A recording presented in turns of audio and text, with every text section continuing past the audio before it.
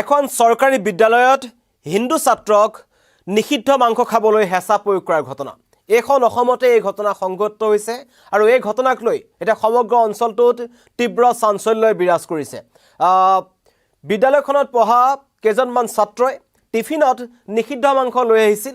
বিদ্যালয় কৰ্তৃপক্ষলৈ প্ৰশ্ন থাকিব, তেওঁলোকে এই কথা জানে নে নেজানে বা তেওঁলোকৰ ফালৰ পৰা এতিয়ালৈকে কোনো ধৰণৰ প্ৰতিক্ৰিয়া প্ৰকাশ কৰা হোৱা নাই। কিন্তু বিদ্যালয়খনৰ কেইজনমান ছাত্ৰই নিষিদ্ধ মাংস টিফিনত লৈ আনিছিল আৰু সেই মাংস দুজন হিন্দু ছাত্ৰক খুৱাবলৈ তেওঁলোকে হেঁচা প্ৰয়োগ কৰিছিল আৰু নাখাওঁ বুলি কোৱাৰ পাছত তেওঁলোকক বলপূৰ্বকভাৱে তেওঁলোকক খাবলৈ দিয়া হৈছিল। যেতিয়া এই কথা তেওঁলোকে বিদ্যালয় কৰ্তৃপক্ষক জনায়, তেতিয়া কিন্তু ওলোটাই বিদ্যালয় কৰ্তৃপক্ষই ব্যৱস্থা গ্ৰহণ কৰাৰ পৰিৱৰ্তে এই হিন্দু ছাত্ৰকেইজনক মনে মনে থাকিবলৈ কয়। মানে ঘটনা গাপ দিবলৈ চেষ্টা কৰিছে এখন চৰকাৰী বিদ্যালয়ে, যিটো সময়ত চৰকাৰ কঠোৰ হৈছে আচলতে নিষিদ্ধ মাংসক লৈ বা বিভিন্ন ক্ষেত্ৰত বিদ্যালয়ৰ আশে পাশে বা এনেকুৱা ধৰণৰ যি ধৰ্মীয় অনুষ্ঠানসমূহ আছে তাৰ আশে পাশে নিষিদ্ধ মাংসৰ বেচা আৰু কিনা এক প্ৰকাৰ বন্ধ কৰি দিয়া হৈছে। কিন্তু তেনে সময়তেই ৰাজ্যত এক ঘটনা সংঘটিত হৈছে। ঘটনা হৈছে গোৱালপাৰাৰ কৃষ্ণাইত এখন চৰকাৰী বিদ্যালয়ত এই ঘটনা সকলোৰে চকু কপালত উঠিছে যে বিদ্যালয়খনলৈ টিফিনত একাংশই নিষিদ্ধ মাংস লৈ আহিছিল আৰু হিন্দু ছাত্ৰক নিষিদ্ধ মাংস খাবলৈ হেঁচা প্ৰয়োগ কৰিছিল 5গৰাকীকৈ বিশেষ সম্প্ৰদায়ৰ ছাত্ৰই। সেই বিশেষ সম্প্ৰদায়ৰ ছাত্ৰকেইজনে যিকেইজনে বিদ্যালয়ত পঢ়ে তেওঁলোকে ঘৰৰ পৰাই সেই বস্তু বনাই লৈ আনিছিল বা নিষিদ্ধ মাংস লৈ আনিছিল। আৰু এটা কথা স্পষ্ট যে তেওঁলোকৰ হয়তো পৰিয়ালেই তেওঁলোকক টিফিনত সেয়া নিষিদ্ধ মাংস দি পঠাইছিল। সেই 5জন যুৱকে টিফিনত অনা মাংসখিনি আনি একেটা শ্ৰেণীত পঢ়া দুজন হিন্দু ছাত্ৰক বলপূৰ্বকভাৱে তেওঁলোকে নিষিদ্ধ মাংস খাবলৈ হেঁচা প্ৰয়োগ কৰে। এই ঘটনা পোহৰলৈ অহাৰ পাছতে কিন্তু তীব্ৰ প্ৰতিক্ৰিয়া সৃষ্টি হৈছে আৰু সমগ্ৰ ঘটনা গাপ দিবলৈ চেষ্টা কৰিছে বিদ্যালয় কৰ্তৃপক্ষই। ভুক্তভোগী ছাত্ৰক মুখ নুখুলিবলৈ বিদ্যালয় কৰ্তৃপক্ষই এটা তেওঁলোকৰ ফালৰ পৰা হেঁচা প্ৰয়োগ কৰিছিল যে বাহিৰত যাতে এই কথাটো ওলাব নালাগে, কোনোৱে যাতে এই কথাটো গম নাপায়। আৰু যিজন বিদ্যালয়খনৰ যিজন প্ৰধান শিক্ষক আছে তেওঁ এই ঘটনাৰ সৈতে আওপকীয়াকৈ জড়িত যেন লাগে, কাৰণ তেওঁ এই এটা ব্যৱস্থা গ্ৰহণ কৰিব লাগিছিল যে বিদ্যালয়ত নিষিদ্ধ মাংস কোনো কাৰণত আনিবলৈ দিব নালাগে বা তেনেকুৱা ধৰণৰ মাংস আনিলে তেওঁলোকে বাধা প্ৰদান কৰিব লাগিছিল। কিন্তু তাৰ পৰিৱৰ্তে তেওঁলোকে ওলোটাই এই হিন্দু ছাত্ৰ দুজনক তেওঁলোকে নিৰ্দেশ প্ৰদান কৰে যাতে এই কথা তেওঁলোকে অভিভাৱকক নকয়, বাহিৰত বিভিন্ন দল সংগঠনসমূহক নকয়। ঘটনা তাতেই তেওঁলোকে গাপ দিবলৈ চেষ্টা কৰিছিল। কিন্তু এই দুজন হিন্দু ছাত্ৰই গৈ নিজৰ পৰিয়ালক বা পিতৃ মাতৃক যেতিয়া সমগ্ৰ ঘটনা অৱগত কৰে তেতিয়া সকলোৰে চকু কপালত উঠিছে যে গোৱালপাৰা জিলাৰ কৃষ্ণাইৰ এখন চৰকাৰী বিদ্যালয়ত এনেকুৱা ধৰণৰ ঘটনা সংঘটিত হৈছে। এইটো প্ৰথম ঘটনা নহয়, ইয়াৰ আগতো বিভিন্ন চৰ অঞ্চলত বা নগাঁও মধ্য অসমৰ বিভিন্ন প্ৰান্তত প্ৰাথমিক বিদ্যালয়ত বা এনেকুৱা চৰকাৰী স্কুলসমূহত যি মধ্যাহ্ন ভোজন আছিল, মধ্যাহ্ন ভোজনৰ সময়ত গো মাংস ৰান্ধিবৰ কাৰণে বা নিষিদ্ধ মাংস ৰান্ধিবৰ কাৰণে কেইজনমান শিক্ষকে বাধা তেওঁলোকে হেঁচা প্ৰয়োগ কৰিছিল, যাৰ কাৰণে পিছত প্ৰতিক্ৰিয়া সৃষ্টি হৈছিল, কেইবাজনকো আটকো কৰা হৈছিল। আৰু সেইবোৰ চাঞ্চল্যৰ মাৰ নৈ যাওঁতেই এইবাৰ গোৱালপাৰাৰ কৃষ্ণাইত এক অনুৰূপ ঘটনা সংঘটিত হ'ল। আৰু এই ঘটনা এইকাৰণেই বিশেষ কাৰণ তেওঁলোকে টিফিনত সেই মাংস লৈ আনিছিল। পূৰ্বতে এনেকুৱা ঘটনা সংঘটিত হৈছে নেকি সেয়াও কিন্তু এতিয়া ৰহস্যৰ আৱৰ্তত আছে বা তদন্ত আওতাত আহিব। স্কুলখনৰ যিখন স্কুলত এই ঘটনা সংঘটিত হৈছে সেইখন হৈছে গোৱালপাৰাৰ কৃষ্ণাইত থকা এখন চৰকাৰী স্কুল। আৰু যিজন প্ৰধান শিক্ষক আছে তেখেতৰ নাম হৈছে আব্দুল মজিদ। এই আব্দুল মজিদে এই সমগ্ৰ ঘটনাটো কিন্তু তেওঁ ঢাকি ৰাখিবলৈ চেষ্টা কৰিছিল। তেওঁ ব্যৱস্থা গ্ৰহণ কৰাৰ পৰিৱৰ্তে তেওঁ এই হিন্দু যি দুজন ছাত্ৰ আছিল তেওঁলোকক সমগ্ৰ ঘটনা মুখ নুখুলিবলৈ তেওঁ নিৰ্দেশ প্ৰদান কৰিছিল, এক প্ৰকাৰ ভাবুকি প্ৰদান কৰিছিল। কিন্তু পৰৱৰ্তী সময়ত যেতিয়া এই দুই ছাত্ৰই গৈ নিষিদ্ধ মাংসৰ কথা নিজৰ ঘৰত জনায় তেতিয়া কিন্তু ইতিমধ্যে কৃষ্ণাই থানাত নিশাই এই দুই ছাত্ৰৰ পিতৃ মাতৃয়ে এখন এজাহাৰ দাখিল কৰিছে, বিদ্যালয় কৰ্তৃপক্ষৰ বিৰুদ্ধে কৰিছে, প্ৰধান শিক্ষকজনৰ বিৰুদ্ধে কৰিছে, যিজন নাম হৈছে আব্দুল মজিদ। মই প্ৰথমতেই এই যি দুজন হিন্দু ছাত্ৰ আছে তেওঁলোকৰ পৰিয়ালৰ যি মন্তব্য আমাৰ ওচৰত আছে মই শুনাব বিচাৰিছোঁ।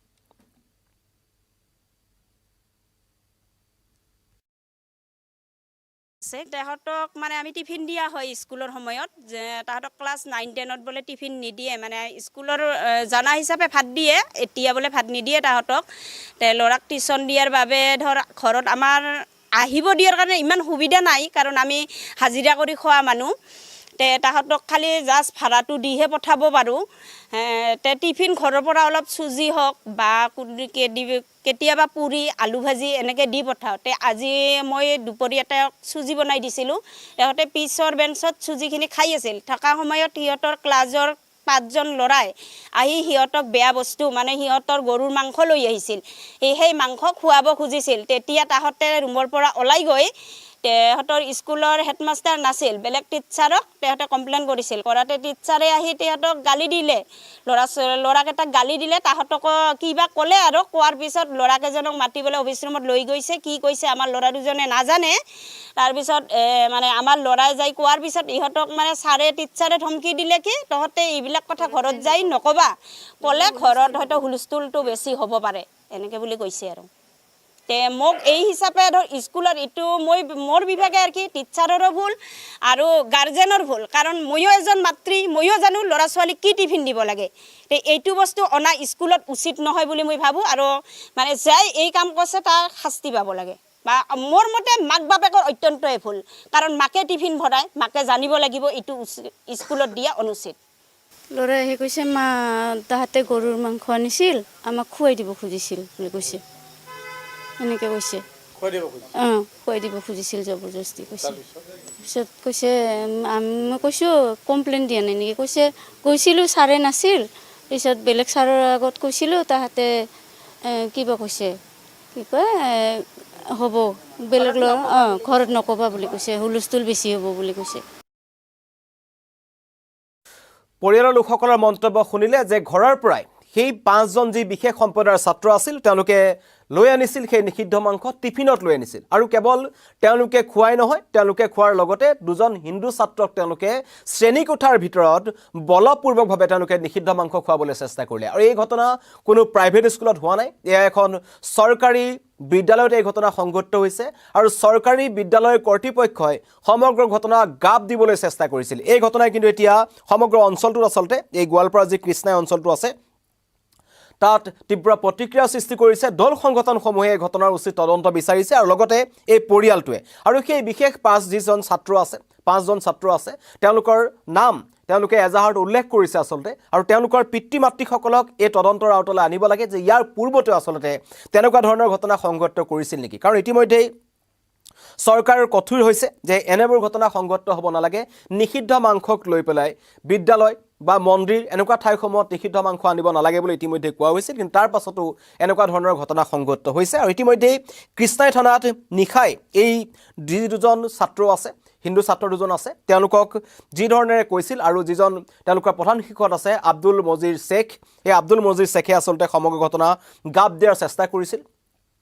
তেওঁৰ জনাকৈ আচলতে তেওঁৰ জ্ঞাতসাৰে আচলতে এনেকুৱা ধৰণৰ ঘটনা সংঘটিত হৈছিল নেকি, বা আগতেও একাংশ বিশেষ সম্প্ৰদায়ৰ ছাত্ৰই সেই বিদ্যালয়খনলৈ টিফিনত সেই নিষিদ্ধ মাংস আনে নেকি, বিভিন্ন ধৰণৰ প্ৰশ্ন উত্থাপন হৈছে। আৰু সকলো আৰক্ষী তদন্তত স্পষ্ট হ'ব।